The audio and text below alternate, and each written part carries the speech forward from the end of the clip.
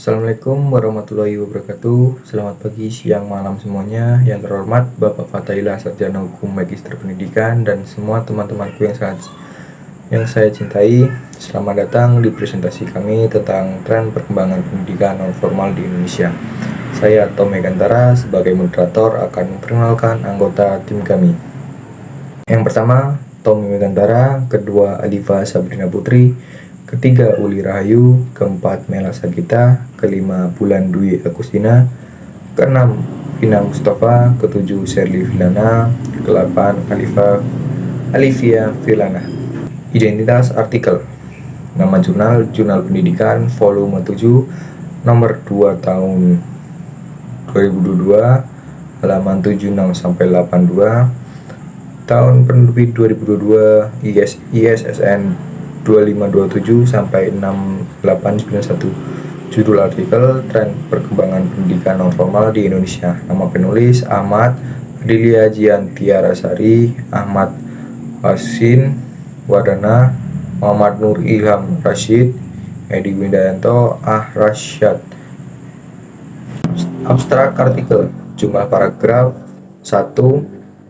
Uraian abstrak: pendidikan non formal pertama muncul pada masa kolonialisme dan terus berkembang sampai saat ini. Perkembangan pendidikan non formal sangatlah membantu sebagai pembangunan diri dalam meningkatkan kualitas martabat dan mutu di Indonesia. Artikel hasil review literasi ini menggunakan rujukan yang bersumber dari artikel dan buku referensi ilmiah. Hasil kajian menunjukkan setelah terjadi revolusi kemerdekaan Indonesia tahun 1945, banyak kegiatan pendidikan non formal diselenggarakan seperti pemberantasan buta huruf, school broadcasting, kursus kewanitaan, kursus pembaruan, kursus orang dewasa yang dilakukan pendidikan kecakapan. Baik, terima kasih. Di sini saya akan sedikit menjelaskan isi pendahuluan. Pendahuluan mengangkat esensi pendidikan sebagai motor perubahan individu dan bangsa, memandangnya sebagai kunci peningkatan pengetahuan, keterampilan, dan nilai. Menekankan bahwa pendidikan berkualitas mencerminkan kemajuan suatu bangsa. Menyoroti kepentingan pendidikan sebagai fondasi pembentukan sumber daya manusia berkualitas. Pendidikan dalam konteks pemberdayaan peserta didik tidak hanya sekedar transfer pengetahuan, tetapi juga penumbuhan karakter yang beradab dan berbudaya. Meski begitu, masyarakat menghadapi berbagai rintangan seperti rintangan tingginya angka putus sekolah dan kurangnya motivasi belajar, keterbatasan biaya, kurangnya akses, dan faktor lingkungan yang turut menghambat kemajuan pendidikan. Dalam Undang-Undang Nomor 20 Tahun 2013, pendidikan diarahkan untuk membentuk watak peradaban potensi peserta didik. Pendidikan diharapkan menghasilkan individu yang beriman, berakhlak mulia, sehat, berilmu, cakap, kreatif, serta warga negara yang berdemokratif dan bertanggung jawab. Kemudian, pendidikan dibagi menjadi formal, non-formal, informal.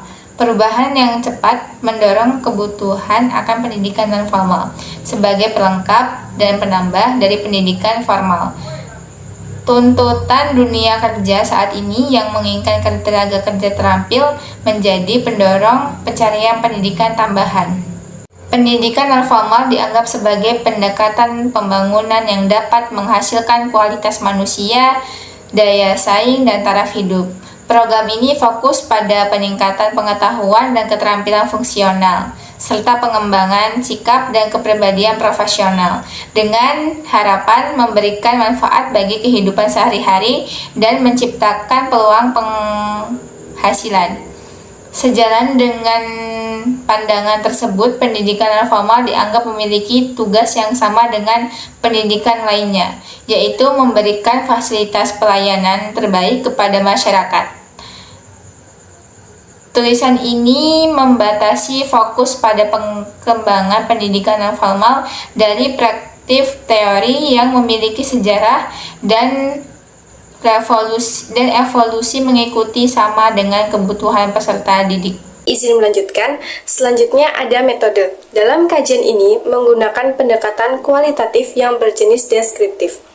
yakni dengan melakukan deskripsi terhadap kondisi perkembangan pendidikan non-formal dengan mengoptimalkan data sekunder yang berasal dari berbagai artikel, buku, referensi, serta dokumen ilmiah yang digunakan dengan melakukan studi dan dianalisis secara deskriptif. Dalam melakukan analisis, perlu dilakukan tahap pengumpulan dokumen, pemilahan data, menyuplai data, dan pembuatan kesimpulan hasil analisis dokumen dengan menggunakan cara pandang Miles and Hurmans. Kepada pemateri selanjutnya, dipersilakan. Baik, terima kasih. Di sini saya akan menjelaskan isi pembahasan. Jadi, pendidikan non-formal awalnya memiliki cakupan sosial lebih luas daripada formal. Ini menjadi pemerintah perhatian untuk kelembagaan. Perkembangan politas pada masa penjajahan Belanda, pendidikan non-formal diakui secara yuridis dalam sistem pendidikan nasional pada tahun 1989. Adapun penjelasannya sebagai berikut. Jadi, pendidikan non-formal pada masa prakolonialisme ini fokus pada aspek religi. Contohnya seperti lembaga pendidikan Islam, yaitu pesantren. Pendidikan Islam menyebabkan pesantren meningkatkan popularitasnya, sehingga lembaga pendidikan Islam seperti pesantren menjadi tua dan penting bagi pembangunan bangsa saat ini. Karena agama memiliki peran sentral dalam kehidupan masyarakat pada saat ini. Jadi, tujuannya pendidikan non-formal sebagai penguatan pengetahuan dan keterampilan kurikuler dan ekstrakurikuler. Sekian penjelasan dari saya akhiri. Terima kasih. Baik, terima kasih. Di sini saya akan menjelaskan pendidikan luar sekolah pasca kemerdekaan setelah terjadinya revolusi kemerdekaan. Pada tahun 1970-an, pendidikan non-formal mengalami peningkatan, sehingga dapat mengatasi keterbatasan pendidikan formal. Setelah pengakuan yuridis pada Undang-Undang tahun 1989, pendidikan non-formal berkembang pesat dan memberikan kontribusi yang lebih signifikan pada pengembangan masyarakat dan peningkatan kualitas sumber daya manusia. Jadi, ada beberapa program yang dapat membantu meningkatkan sumber daya manusia. Seperti contohnya yaitu kursus keterampilan, pelatihan kerja, program pemasyarakatan, dan pendidikan pembelajaran non-formal lainnya. Tujuannya dapat mencakup peningkatan keterampilan pemberdayaan masyarakat dan mendukung pembangunan sosial dan ekonomi. Perkembangan pendidikan luar sekolah pasca kemerdekaan bisa mencerminkan usaha pemerintah dan organisasi masyarakat untuk memberikan pendidikan yang lebih inklusif dan responsif terhadap kebutuhan masyarakat. Sekian penjelasan dari saya ucapkan terima kasih. Bentuk sistem pendidikan non-formal. Pendidikan anak usia dini atau yang disebut dengan PAUD. PAUD dari masa penjajahan Belanda hingga kini menjadi favorit dikarenakan krusial pada masa Golden Age anak.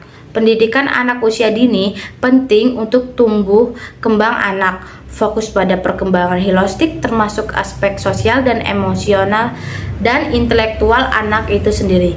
Karena anak akan belajar bagaimana caranya kita bersabar, mandiri, serta bergaul dengan orang lain. Usia 0-5 tahun vital. Pendidikan anak usia dini melibatkan aspek seperti sosial, emosional, dan keterampilan. Setiap anak unik, pendidikan disesuaikan. Tujuan utama dari PAUD sendiri adalah kembangkan keterampilan sehari-hari dan nilai-nilai positif yang ada di diri anak. Peranan orang tua penting. PAUD adalah investasi jangka panjang yang dimana memerlukan perhatian serius dan dukungan dari menyeluruh dari semua pihak untuk mencapai kualitas dan berkelanjutan yang panjang. Baik, terima kasih. Izin melanjutkan. Homeschooling. Homeschooling di Indonesia atau pendidikan di rumah sebelum adanya sekolah formal. Konsep belajar mandiri terlihat dari Kiai Haji Agus Salim.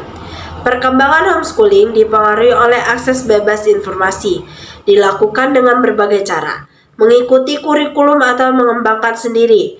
Keuntungan meliputi fleksibilitas waktu, tetapi ada tantangan sosial. Setiap negara memiliki peraturan berbeda. Di Indonesia belum sepenuhnya diakui oleh pemerintah, tetapi beberapa komunitas aktif. Program ini memungkinkan anak memilih pendidikan dengan pengawasan orang tua dan mitra homeschooling. Jadi, sejarah homeschooling di Indonesia belum ditemukan penelitian secara khusus yang menjelaskan homeschooling. Sebelum lahirnya pendidikan formal atau sekolah, pendidikan yang pertama kali ada adalah pendidikan yang dilaksanakan di rumah. Konsep homeschooling yaitu belajar secara mandiri atau otodidak dapat dilihat oleh tokoh terkenal yaitu Kiai Haji Agus Salim. Perkembangan homeschooling di Indonesia saat ini dilatar belakangi oleh adanya akses terhadap informasi yang semakin bebas mengakibatkan orang tua memiliki banyak pilihan untuk pendidikan anak-anaknya. Keuntungan di homeschooling adalah fleksibilitas waktu dan penyesuaian yang lebih besar terhadap kebutuhan dan minat individu anak.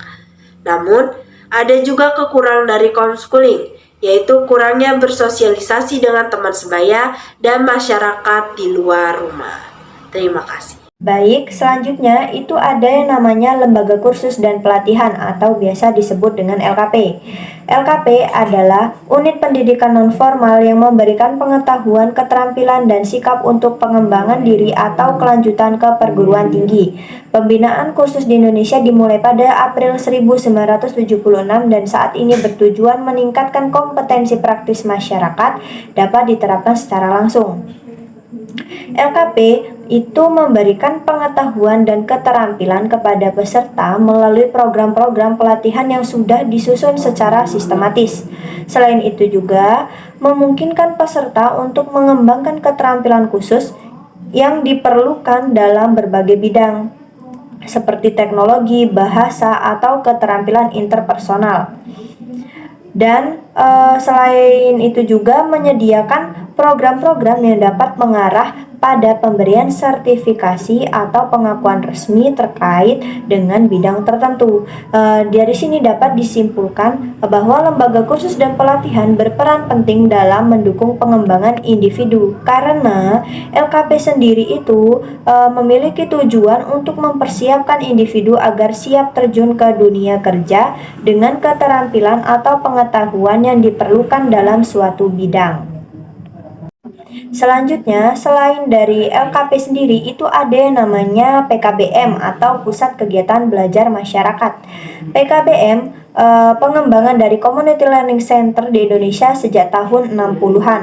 Perintisannya dimulai pada 1998, berfungsi sebagai pusat pembelajaran masyarakat, meningkatkan pengetahuan dan keterampilan untuk memberdayakan masyarakat. Selain itu, juga mempererat silaturahmi, membangun hubungan yang lebih baik, dan meratasi potensi masyarakat. Diperlukan dukungan pemerintah, lembaga, masyarakat, serta pengelolaan yang baik dan berkelanjutan.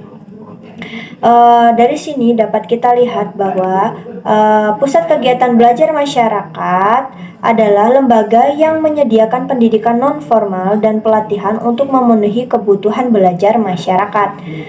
Masyarakat yang mengikuti PKBM atau Pusat Kegiatan Belajar Masyarakat itu dapat memperoleh akses pendidikan yang dimana mereka sendiri itu mungkin sulit mengikuti pendidikan non-formal, termasuk bagi mereka yang sudah dewasa dan tidak memiliki kesempatan sekolah atau kebutuhan keterampilan tambahan. Isi kesimpulan, artikel ini menguraikan pentingnya pendidikan non-formal di Indonesia, mulai dari sejarahnya hingga perkembangannya saat ini.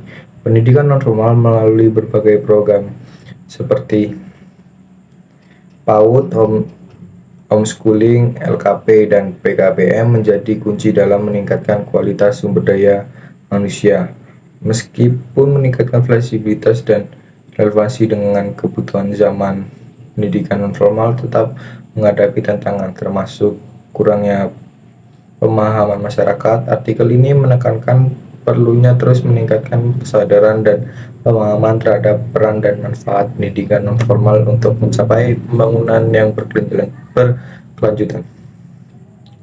Komentar, artikel ini memberikan gambaran yang komprehensif tentang perjalanan pendidikan non-formal di Indonesia, mencakup perkembangan dari masa prakolonisme hingga zaman kemerdekaan. dan melibatkan tren perkembangannya di era kontemporer. Pendidikan nonformal menjadi fokus yang sangat penting, terutama dalam mengatasi permasalahan kompleks yang dihadapi dunia pendidikan saat ini. Salah satu poin positif yang dapat disoroti dari artikel ini adalah penekanannya pada sejarah panjang pendidikan nonformal di Indonesia. Melihat akar sejarah ini membantu kita memahami bagaimana pendidikan ini telah berkembang dan menyesuaikan diri dengan kebutuhan masyarakat dan tuntutan zaman. Dari pemberantasan buta huruf hingga kursus khusus beragam, peran pendidikan nonformal telah melampaui sekedar pelengkapan pendidikan formal, tapi juga sebagai inisiator perubahan sosial. Namun ada beberapa aspek yang mungkin perlu lebih mendalam dijelaskan, misalnya seperti bagaimana pendidikan nonformal mengatasi tantangan tertentu seperti kurangnya motivasi belajar dan tingginya angka putus sekolah. Penyelidikan lebih lanjut tentang keberhasilan program-program tertentu dalam meningkatkan kualitas warga belajar dapat memberikan wawasan praktis untuk pengembangan masa depan. Selain itu, artikel ini memberikan wawasan yang baik tentang bentuk-bentuk pendidikan nonformal seperti PAUD, homeschooling, lembaga kursus, dan PKBM. Pemaparan ini membuka cakrawala tentang beragam pilihan yang tersedia bagi masyarakat untuk meningkatkan pengetahuan dan keterampilan mereka di luar jalur pendidikan formal. Saya sebagai moderator, terima kasih atas kesempatan mau mendengarkan presentasi kali ini. Bila ada salah kata atau ucapan dari kami, saya mohon ampun dan saya akhiri. Wassalamualaikum warahmatullahi wabarakatuh.